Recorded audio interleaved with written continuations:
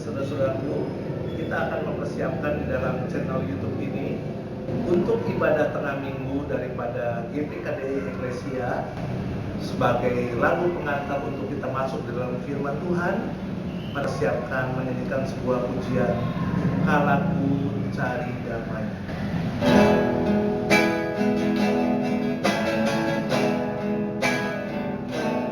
Kalaku cari damai, hanya ku dapat dalam Yesus. Kalaku cari ketenangan, hanya ku temui di dalam Yesus. Tak satu pun dapat menghiburku, tak seorang pun dapat menolongku. Hanya Yesus jawaban hidupku. Katakan dengan sungguh-sungguh, kalaku cari damai. Kalaku cari damai, hanya dapat dalam Yesus. Kalaku cari ketenangan, hanya ku temukan di dalam Yesus. Tak satu pun dapat menghiburku, tak seorang pun dapat menolongku. Hanya Yesus jawaban hidupku. Katakan bersama Dia, bersama Dia hatiku damai, walau dalam lembah kegelapan. Bersama Dia hatiku tenang, walau hidup penuh tantangan. Tak satu pun dapat menghibur, tak seorang pun dapat menolong. Hanya Yesus jawaban hidup. Katakan dengan sungguh-sungguh bersama Dia hatiku damai, walau dalam lembah kegelapan. Bersama Dia hati tenang, walau hidup penuh tantangan. Tak satu pun dapat menghiburku, tak seorang pun dapat menolongku. Hanya Yesus jawaban hidup.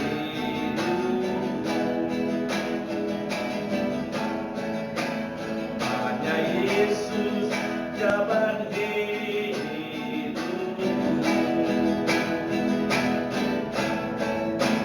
Hanya Yesus jawaban hidupku.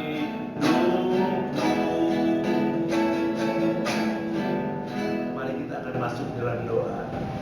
Tuhan, kami bersyukur pujian yang sudah kami nyanyikan pada waktu kami dalam kegalauan, pada waktu kami dalam sakit penyakit. Ada satu sosok yang tidak pernah meninggalkan kami, itu Yesus namanya. Ajarkan kami berseru tetap kepada Tuhan, sepenuhnya percaya kepada Tuhan, sampai akan mendengarkan firman Tuhan. Biarlah kami membuka hati kami, hamba-Mu sebentar lagi akan membawakan firman Tuhan, menjadi suatu jawaban bagi masalah kami. Biarlah firman Tuhan yang akan dibawakan oleh hamba-Nya akan terang di dalam hati, tanah hati kami yang subur, sehingga bertumbuh, sehingga berbuah, dan ada mujizat dalam kehidupan kami, ada suatu pertumbuhan dalam rohani kami. Semua masalah kami akan terjawab menjadi saksian yang hidup. Terima kasih Tuhan, kami berdoa di dalam nama Tuhan Yesus. Yang percaya katakan amin. Haleluya. Shalom jemaat GPKDI, kita ketemu lagi dalam ibadah tengah minggu. Senang bertemu dengan jemaat. Bagaimana dengan jemaat? Apakah senang juga? Ya, tuh ya, semua pasti senang. Jemaat sekalian, saya beberapa tahun yang lalu teringat tentang seorang teman. teman ini menderita kanker paru-paru dan masuk ke stadium 4. Tentu kita tahu penyakit kanker paru-paru apa stadium 4 sulit sembuh dan keadaannya makin memburuk. Teman ini menyadari keadaannya, tapi dia merasa bersalah kepada istrinya. Mengapa, jemaat sekalian? Karena selama ini dia sudah selingkuh kepada pegawai perempuannya dan istrinya tidak tahu selama ini, ya. Akhirnya dia mengakui di hadapan istrinya. Nah, itulah rasa bersalah sehingga dia bertindakan untuk menyampaikan kepada istrinya apa yang Alkitab ajarkan tentang rasa bersalah. Alkitab contohkan tentang rasa bersalah. Mari kita buka Alkitab kita yang terdapat dalam Lukas 15 ayat 18. Lukas 15 ayat 18. Demikianlah firman Tuhan. Aku akan bangkit dan pergi kepada Bapakku dan berkata kepadanya, Bapa, aku telah berdosa terhadap surga dan terhadap Bapa. Jemaat sekalian, hari Minggu saya sudah dalam khotbah tentang suara hati nurani. Ya, hati nurani bisa bersuara. Dalam hal ini, hati nurani bisa memvonis, menghukum kesalahan yang kita perbuat. Saya membaca sebuah buku yang ditulis oleh pendeta H. Sukah yang berjudul Hati Nurani. Dia menuliskan di dalam buku ini, dia menuliskan seperti begini. Ya, hati nurani kita dapat menuduh dan mempersalahkan kita, sekaligus memvonis jiwa kita, sehingga timbul ketidaktenangan dalam diri, gelisah, dan memerlukan pemberesan. Nah, itulah rasa bersalah, ya. Kita menjadi gelisah dan perlu pemberesan. Hari ini saya akan bawakan renungan dengan tema rasa bersalah. Apakah rasa bersalah itu? Ya, rasa bersalah. Tadi sudah dikatakan tentang rasa bersalah.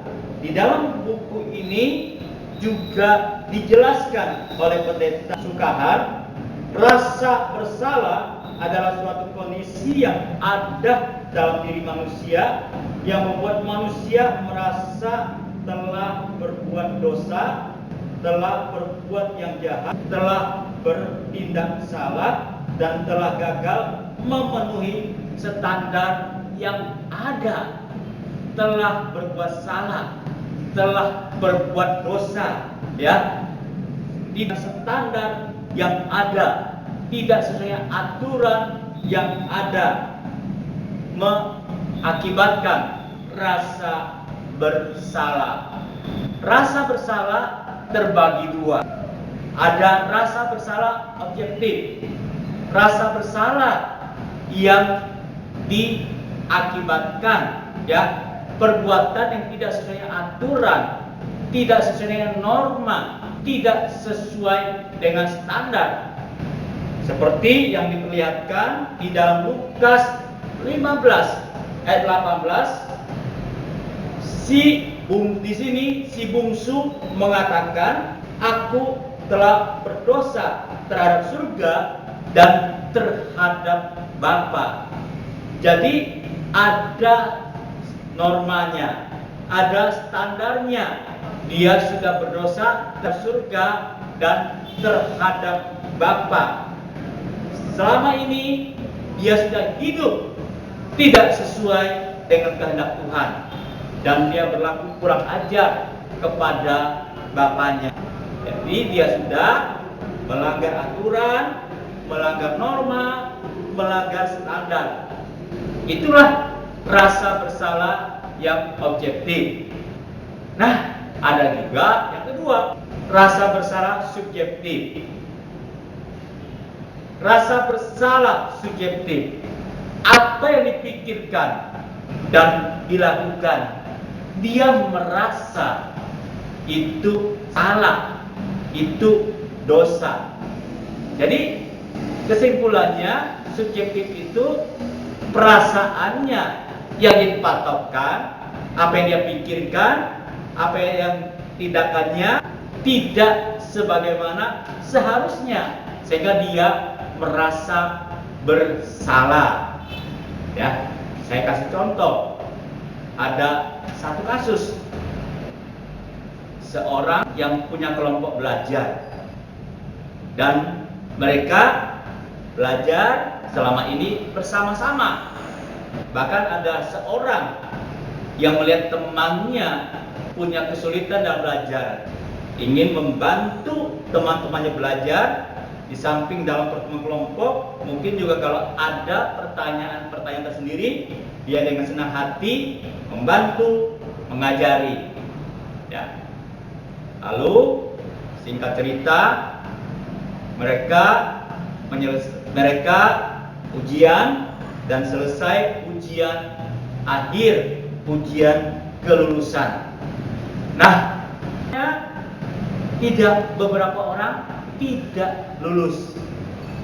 Dia merasa bersalah sampai teman-temannya tidak lulus. Nah, ini perasaan bersalah yang subjektif. Apa yang dia lakukan ya tidak salah. Ya, tapi ketidaklulusan teman-temannya, dia merasa bersalah, ya. Itu merasa bersalah atau perasaan bersalah yang subjektif. Apa akibatnya kalau kita punya rasa bersalah? Ya, yang berusaha untuk menjadi contoh untuk menutupi rasa bersalahnya, tapi itu tidak menyelesaikan persoalannya, ya. Nah, juga mengakibatkan badannya atau fisiknya seringkali sakit, sebentar pusing, sakit kepala, karena rasa bersalah itu menguasai hidupnya, menguasai dirinya, gitu, ya. Nah, itu akibat dari rasa bersalah.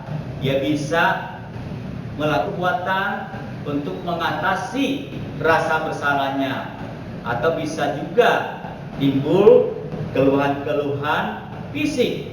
Bisa juga yang ketiga, ya, perasaan tertekan, depresi, sehingga dia berusaha untuk menghindar, menjauhkan diri, menutup diri. Nah, itu akibat rasa bersalah.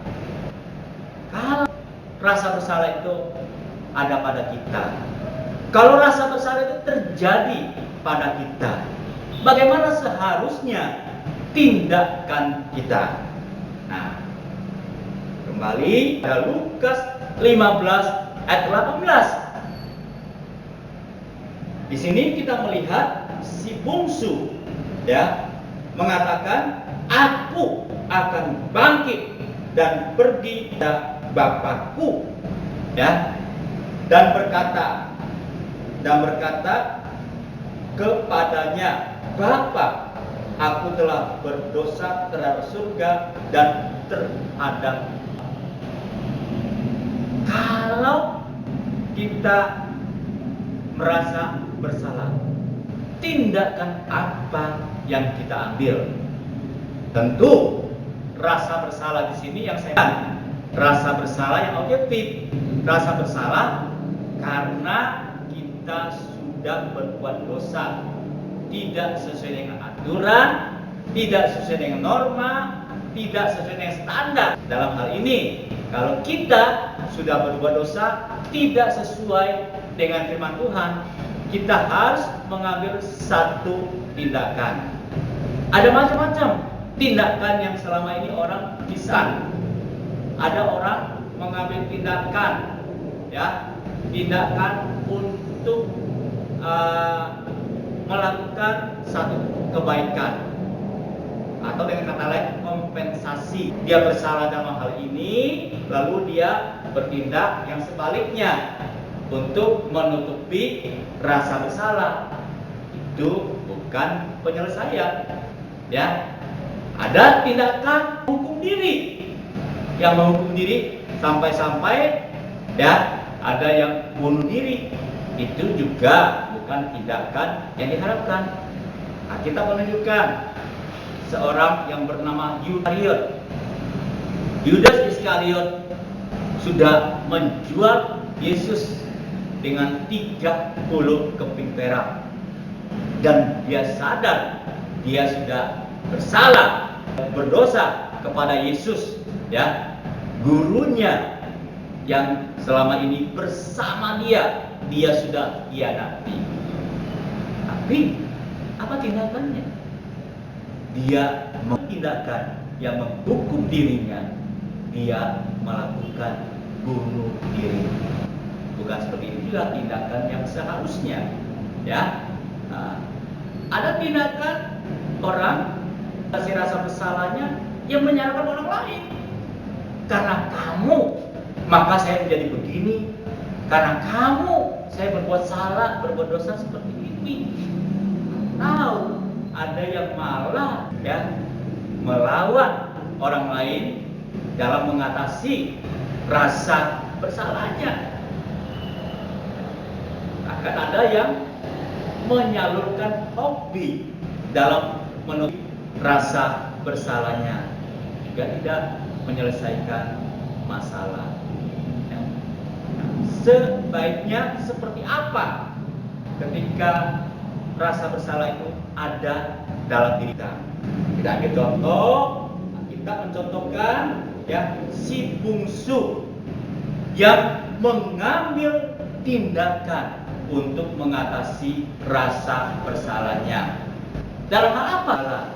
Dia sudah berdosa kepada Allah, dia sudah berdosa kepada bapaknya, dia kembali kepada Allah, dia kembali kepada bapaknya, dia kembali Allah.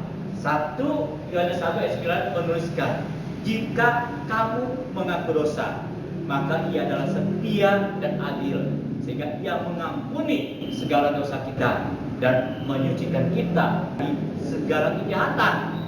Nah, yang kedua, dia datang mengakui kesalahannya kepada bapaknya. Nah, itulah tindakan yang seharusnya ambil. Bagaimana kalau merasa bersalah yang subjektif? Ya, itu harus diluruskan cara pikirnya, ya, bukan mengikuti perasaannya. Tapi tadi saya sudah katakan, yang saya sampaikan pada malam hari ini, bagaimana mengatasi rasa bersalah yang objektif. Mengatasi rasa bersalah karena kita sudah melanggar aturan, melanggar norma, melanggar standar firman Tuhan. Kita harus mengambil tindakan. Tindakan apa? Ya seperti si bungsu tadi, ya, tindakan untuk bertobat, mengakui dosanya, sehingga kita diampuni, dipulihkan. Kita bisa mengatasi rasa bersalah itu. Nah, jemaat sekalian, itulah yang seharusnya tindakan yang kita ambil. Saya undang jemaat berdiri, kita datang kepada Tuhan, kita periksa diri kita di hadapan Tuhan. Apakah rasa bersalah menguasai hidup kita saat ini? Kalau rasa bersalah yang objektif, ada perbuatan dosa karena kita tidak hidup sesuai dengan firman Tuhan, karena kita melanggar firman Tuhan, karena kita sudah melanggar firman Tuhan, karena melawan Tuhan. Datanglah, ambil tindakan untuk datang kepada Tuhan, untuk menyelesaikannya di hadapan Tuhan. Atau kalau juga rasa bersalah yang objektif, karena kita juga bersalah kepada orang tertentu, kepada orang tua kita, kepada pemimpin rohani kita, kepada pemimpin perusahaan kita, atau kepada teman-teman, atau kepada orang lain. Di samping kita datang kepada Tuhan malam hari ini, kita juga datang kepada mereka dan mengakui kesalahan kita dan meminta maaf dari mereka. Teman sekalian, saya kasih waktu 1-2 menit. Di tempat masing-masing datang berdoa kepada Tuhan. Kalau ada rasa bersalah dalam dirimu di hadapan Tuhan pada malam hari ini, dan Anda bisa menyelesaikan juga dengan orang lain pada kesempatan yang lain. Silakan jemaat sekalian, ambil waktu 1-2 menit berdoa.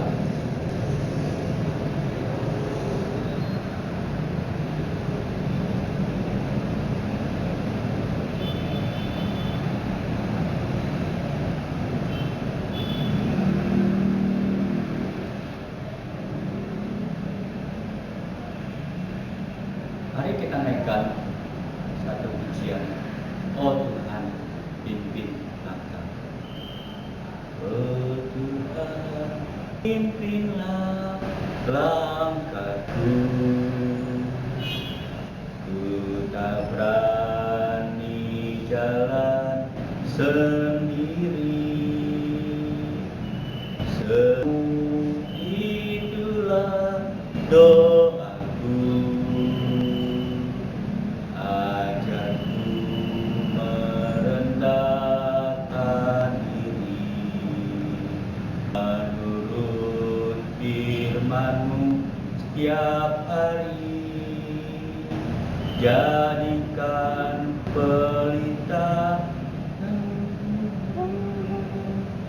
mencari domba yang sesat. Itulah kerinduan hatiku. Mari kita datang berdoa. Saya akan akhiri menutup dalam doa. Bapa, Engkau mengetahui keadaan hati kami. Apakah ada rasa bersalah dalam hidup kami saat-saat ini? Apakah rasa bersalah yang objektif atau rasa bersalah yang subjektif? Tuhan pimpin kami, Tuhan tuntun kami, sehingga kami boleh mengambil tindakan yang tepat sesuai dengan firman Tuhan. Tuntunlah kami pada jalan. Dalam nama Tuhan Yesus kami sudah berdoa. Amin.